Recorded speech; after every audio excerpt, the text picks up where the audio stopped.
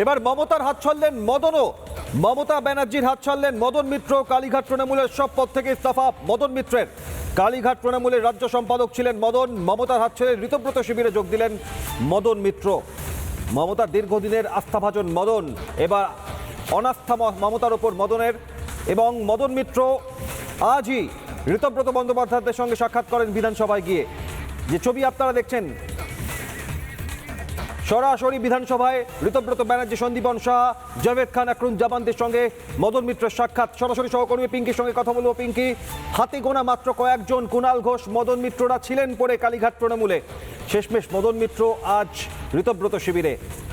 আজই কয়েক ঘন্টা আগে মদন মিত্রের স্ত্রী, দুই ছেলেকে তলব করা হয়েছে 22 ও 23 জুলাই নিয়োগ দুর্নীতি কাণ্ডে। পিঙ্কি,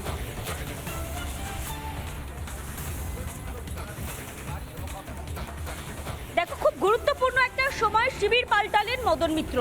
আজকের মদন মিত্রের স্ত্রী এবং দুই ছেলে, তাদেরকে ইডির তরফ থেকে তলব করা হয়েছিল।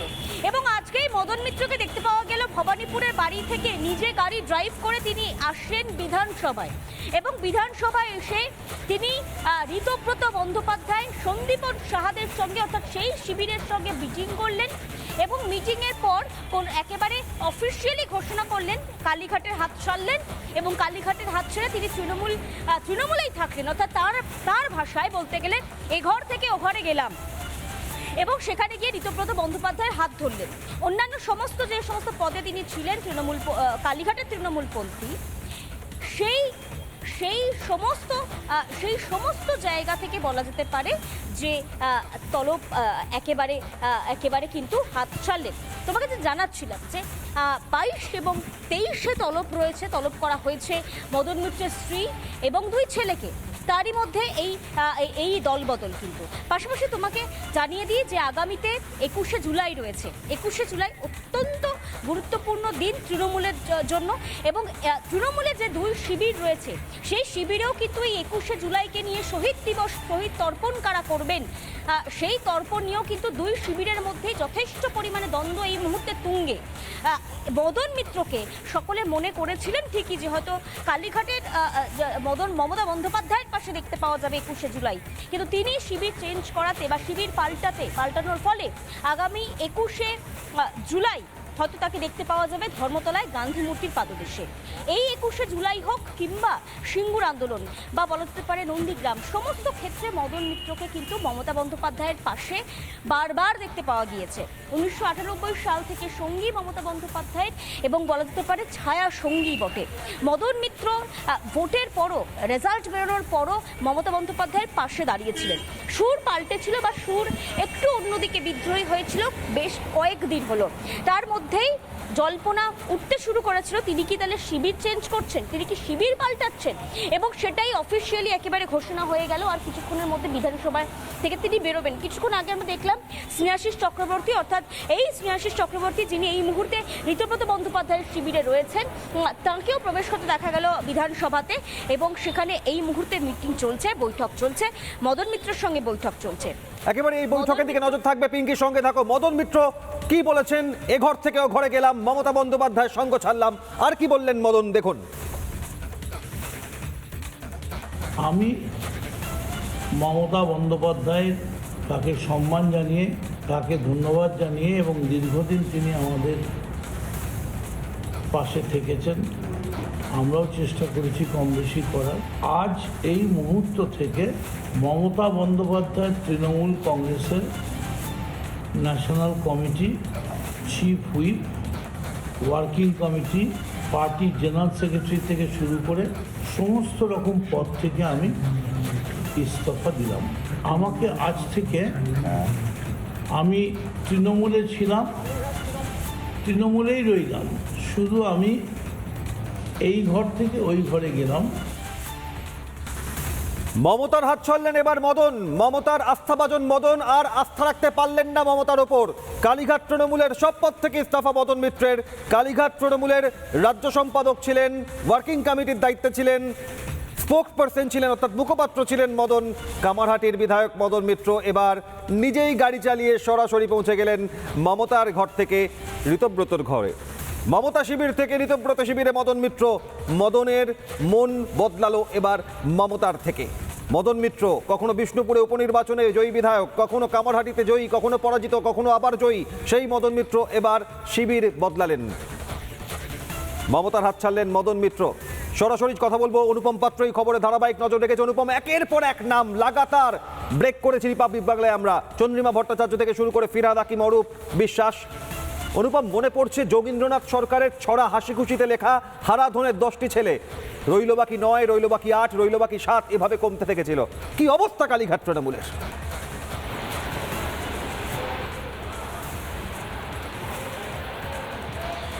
দেখো, তোমায় জানি রাখি, মমতা বন্দ্যোপাধ্যায় যখন যুব কংগ্রেসের সভানেত্রী তখন থেকে মদন মিত্র মমতা বন্দ্যোপাধ্যায়ের সাথে রাজনীতির ময়দানে রয়েছেন। এমনকি দক্ষিণ কলকাতায় যখন প্রথম সোমনাথ চট্টোপাধ্যায়ের বিরুদ্ধে মমতা বন্দ্যোপাধ্যায় প্রার্থী হলেন এবং পরাজিত করলেন, সেই সময় মমতা বন্দ্যোপাধ্যায়ের অত্যন্ত ঘনিষ্ঠে বৃত্তে ছিলেন এই মদন মিত্র। সেই মদন মিত্র এবার ঋতব্রত বন্দ্যোপাধ্যায় শিবিরে। কেন মদন মিত্রকে আসতে হলো?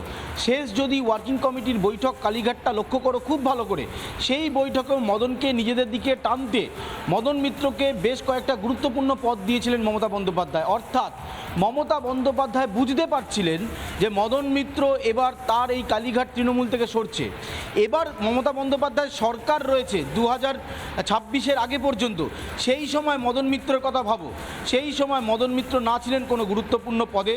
একবার পরিবহন মন্ত্রী, তারপর দল কার্যত দূরত্ব বাড়িয়েছে, মমতা বন্দ্যোপাধ্যায়ের বিরুদ্ধে বারবার মুখ খুলেছেন।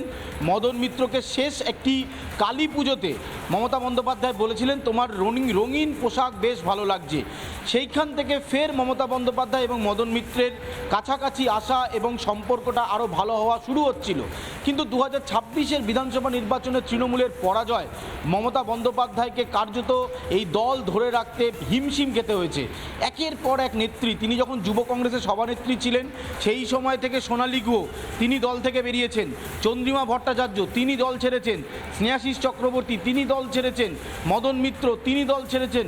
মমতা বন্দ্যোপাধ্যায় এবং তার পাশে যে নামটি সর্বক্ষণ বাংলার রাজনীতিতে উচ্চারিত হতো, সেই মুকুল রায় পর্যন্ত মমতা বন্দ্যোপাধ্যায় সঙ্গ ছেড়েছিলেন। সুতরাং এখন মমতা বন্দ্যোপাধ্যায়ের যে সামনে 21শে জুলাইয়ের মতন বড় সমাবেশ, সেখানে কারা থাকবেন মমতা বন্দ্যোপাধ্যায়ের পাশে? এমনিতে যারা টলিউডে ছিলেন তারা এই মুহূর্তে মমতা বন্দ্যোপাধ্যায়ের থেকে দূরত্ব বাড়িয়েছেন। মমতা বন্দ্যোপাধ্যায়ের রাজনৈতিক সঙ্গী যারা দীর্ঘদিন ধরে মমতা বন্দ্যোপাধ্যায়ের সাথে রাজনীতির ওতপ্রোতভাবে জড়িত, আমি বলছিলাম যে মমতা বন্দ্যোপাধ্যায় যখন যুব কংগ্রেসের সভানেত্রী, তিনি এই গল্প আমাদেরকে বলেছিলেন। প্রাক্তন মন্ত্রী, তিনি আজকে নেই, তিনি আমাদেরকে এই গল্প বলেছিলেন যে মমতা বন্দ্যোপাধ্যায় যেভাবে গাড়ির ওপর উঠে গিয়েছিলেন, তারপর রাজীব গান্ধীর নজরে আসা। ফলে এই রকম একটা সময় থেকে মমতা বন্দ্যোপাধ্যায় প্রিয়রঞ্জন দাশমুন্সির নজরে আসা, তারপর যুব কংগ্রেসের সভানেত্রী করা, সেই সময় থেকে যারা মমতা বন্দ্যোপাধ্যায়ের ঘনিষ্ঠ বৃত্তে, যারা মমতা বন্দ্যোপাধ্যায়ের 2011-এ ক্ষমতায় আসার অন্যতম সঙ্গী বা কারিগর, যেভাবে ব্যাখ্যা করো, তারা ধীরে ধীরে মমতা বন্দ্যোপাধ্যায় সঙ্গ ছাড়ছেন। একেবারেই অনুপম। এবং সেক্ষেত্রে দাঁড়িয়ে বড় প্রশ্ন, যে কথা তোমায় বলেছিলাম যে যোগীন্দ্রনাথ সরকারের হাসি খুশি ছড়ায় হারাধনের 10টি ছেলে ঘোরে পাড়া বয়, একটি কোথায় হারিয়ে গেল, রইল বাকি 9। কালীঘাট তৃণমূলে আর কারা রইল? মদন মিত্র তো আর নয়। মদন মিত্র, অরূপ বিশ্বাস, ফিরহাদ হাকিম, চন্দ্রিমা ভট্টাচার্য, জাভেদ খান, আকরুজ্জামান থেকে শুরু করে একের পর এক নাম খালি সঙ্গ ছেড়েছেন কালীঘাট তৃণমূলের। আর এবার মদন মিত্র, মদন হাত ছাড়লেন মমতার। অধীর চৌধুরী বলছেন কারা কালীঘাট তৃণমূল, কারা ঋতব্রত তৃণমূল, গুলিয়ে যাচ্ছে সব। কি বলছেন কংগ্রেস নেতা অধীর চৌধুরী, দেখুন। এখন ধর্মতলাটা যেটা আইকনিক প্লেস, তো সেই জন্য হয়তো করছে কালীঘাটপন্থীর বা যারা পুরনো তৃণমূল, নতুন তৃণমূল, যা যা বলে আর কি। এখন আমাদের নতুন করে রাজনৈতিক গ্রামার খুঁজতে হবে, তো কোনটা কোন তৃণমূল বার করতে গেলে তৃণমূল কয় প্রকার ও কি কি ব্যাখ্যা সহ বুঝাইয়া দাও। পশ্চিমবঙ্গের আজকের শিক্ষা ব্যবস্থায় এটার একটা চ্যাপ্টার হওয়া উচিত। তৃণমূল কয় প্রকার ও কি কি ব্যাখ্যা সহ বুঝাইয়া দাও। তাতে নাম্বার পেতে গেলে কোনটার পক্ষ নিতে হবে ছাত্রদের সেটা চিন্তা করতে হবে। তাই স্বাভাবিকভাবেই আমাদের কনফিউশন হচ্ছে কোন তৃণমূলের কথা বলবো। তো কালীঘাট, টালিঘাট, অনেক রকম তৃণমূল হয়ে গেছে। এক মিনিট, এটা কিসের ইঙ্গিত মদনদা? আগামীর ইঙ্গিত, হ্যাঁ, বদলের ইঙ্গিত, ঝড়ের ইঙ্গিত। হ্যাঁ,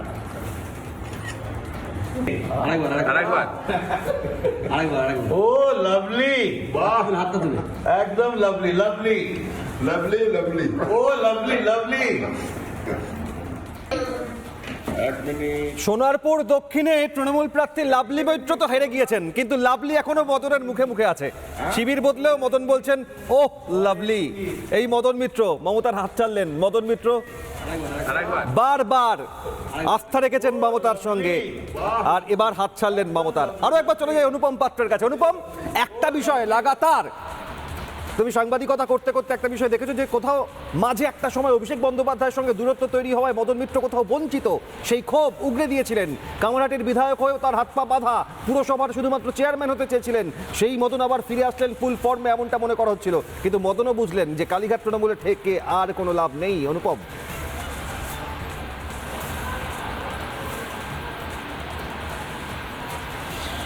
দেখো, মমতা বন্দ্যোপাধ্যায় রাজনৈতিক জীবন নিয়ে যারা চর্চা করেন, যারা আলোচনা করেন, তারা অনেকেই বলতে শুনেছি, অন্তত সিনিয়র মিনিস্টার এর আগে যারা ছিলেন তারা বারবার বলেছেন মমতা বন্দ্যোপাধ্যায়ের দূরদৃষ্টিটা খুব বেশি ভালো। সুতরাং কালীঘাটের শেষ ওয়ার্কিং কমিটিতে মমতা বন্দ্যোপাধ্যায় আগে বুঝেছিলেন যে মদন মিত্র থাকবে না, সেই কারণে ওয়ার্কিং কমিটিতে মদন মিত্রকে বাড়তি দায়িত্ব দেওয়া। সুব্রত মুখার্জি যে কদিন বেঁচে ছিলেন তার সাথে বিভিন্ন সময় আমরা তার বিভিন্ন প্রতিক্রিয়া নিতে গিয়ে দেখেছি বা তার সাথে কথা বলেছি। তিনি বলেছিলেন যে মমতা বন্দ্যোপাধ্যায় যতই চেষ্টা করুক তার এই দলকে টিকিয়ে রাখার, কিন্তু একটা সময় তৃণমূল শেষ হবে। ফলে এই ধরনের সিনিয়র লিডারদের বারবার বক্তব্য আমরা শুনেছি। খুব মজার ছলে হয়তো মুকুল রায় বলেছিলেন যে যেটা তৃণমূল সেটাই বিজেপি বা যেভাবেই হোক। এখন এই মুহূর্তে কালীঘাট তৃণমূলের যা অবস্থা, তাতে করে আগামী 21 তারিখ মমতা বন্দ্যোপাধ্যায় এই যে 21শে জুলাইয়ের মঞ্চ সমাবেশ করবেন, সেখানে কাদেরকে পাশে রাখবেন? আকরুজ্জামান, যিনি দীর্ঘ সময় ধরে এই সংখ্যালঘু সংগঠনকে ধরে রেখেছিল তৃণমূলের হয়ে, তিনি নেই।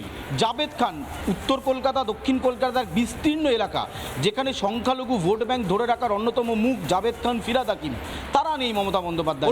অনুপম এইগুলো তো ঘটে গিয়েছে। জাভেদ খান, আকরুজ্জামান থেকে শুরু করে খোদ অভিষেক বন্দ্যোপাধ্যায় পন্থী নতুন তৃণমূলের অনেকে যারা এবার টিকিট পেয়েছিলেন তারাও হাত ছেড়েছেন। অনুপম, বড় প্রশ্ন আজকে 15ই জুলাই, 21শে জুলাই তৃণমূলের যে শহীদ দিবসকে সামনে রেখে অনুষ্ঠান, আদালত বলেছে 2500 মানুষকে রাখতে পারবেন মিটিংয়ে, মিছিলে।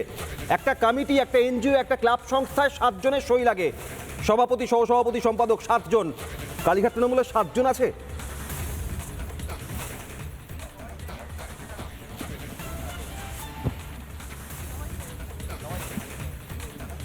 তারা যারা বেরিয়ে যাচ্ছেন, সুতরাং সেই পদে আবার মমতা বন্দ্যোপাধ্যায়কে বসাতে হবে লোক, এবং তারপর নির্বাচন কমিশনে সেই তালিকা পাঠাতে হবে। ঋতব্রত শিবির সেই তালিকা ইতিমধ্যেই পাঠিয়ে দিয়েছে। গোটা রাজ্য জুড়ে ঋতব্রত বন্দ্যোপাধ্যায়ের যে তৃণমূল কংগ্রেস, তারা বিভিন্ন জেলার জেলা সভাপতি, ওয়ার্কিং প্রেসিডেন্ট সবটা তৈরি করে নির্বাচন কমিশনকে জানিয়েছে। মমতা বন্দ্যোপাধ্যায়ও জানিয়েছেন, 5 তারিখ জানিয়েছিলেন, 22 তারিখ আবার চিঠি দিয়েছিলেন। কিন্তু দল ভাঙার ফলে যেটা হচ্ছে, এই পদগুলো ফাঁকা হয়ে যাচ্ছে। আবার কাউকে না কাউকে সেই পদে বসাতে হবে, পুনরায় তাদের ওয়ার্কিং কমিটির মিটিং ডেকে এই পদগুলোকে তৈরি করতে হবে। সুতরাং সামনে বড় একটা তাদের কর্মসূচি, সেই কর্মসূচি মঞ্চে কারা থাকবে কেউ জানে না। মমতা বন্দ্যোপাধ্যায়ের সঙ্গী অভিষেক বন্দ্যোপাধ্যায়, তার সাথে এই মুহূর্তে 2-1 পদ দেওয়া একেবারেই কোন দিকে যায় পরিস্থিতি নজর থাকবে। আর আমরা একবার বলি, সোনারপুর দক্ষিণে 2024-এর বিধানসভায় লাভলি মৈত্র রূপা গঙ্গোপাধ্যায়ের কাছে পরাজিত, কিন্তু মদন মিত্রের মুখে এখনো বেঁচে আছেন লাভলি। আজও বলছেন মদন মিত্র, ও লাভলি। 1 মিনিট। এটা কিসের ইঙ্গিত মদনদা? আগামের ইঙ্গিত, হ্যাঁ, বদলের ইঙ্গিত, ঝড়ের ইঙ্গিত। হ্যাঁ, আরেকবার। ও লাভলি, বাহ, হাতটা তুলে, একদম লাভলি লাভলি লাভলি লাভলি। নানা ধরনের কন্টেন্ট দেখার জন্য লাইক করুন, শেয়ার করুন আমাদের ফেসবুক পেজ, সাবস্ক্রাইব করুন আমাদের ইউটিউব চ্যানেল। পাশাপাশি অন্যান্য ব্রেকিং নিউজের জন্য অবশ্যই চোখ রাখুন রিপাবলিক বাংলায়।